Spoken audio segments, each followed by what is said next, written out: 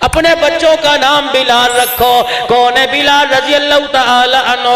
آج عجیب بات، عجیب موضوع میرے ذہن میں آ گیا، فکر آخرت کی طرف لے کے جا رہا ہوں۔ یقین جانو قیامت کے دن نسبتوں کی وجہ سے نجات مل جاوے گی، انعاموں کی برکت سے نجات مل جائے گی۔ اللہ اکبر، قیامت کے دن ایک آواز لگے گی، این المحمدیون، کہاں ہیں وہ لوگ جنہوں نے اپنے بچوں کے نام کے ساتھ میرے نبی کا نام لگایا؟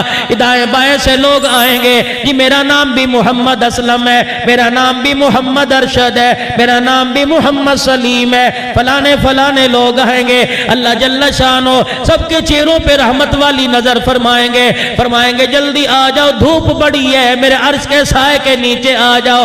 دوسرا اعلان ہوگا، اے میرے فرشتوں، ان کے نام اعمال کا دفتر نہ کھولنا، یہ نہ ہو ان کے نام اعمال کے رجسٹر میں گناہ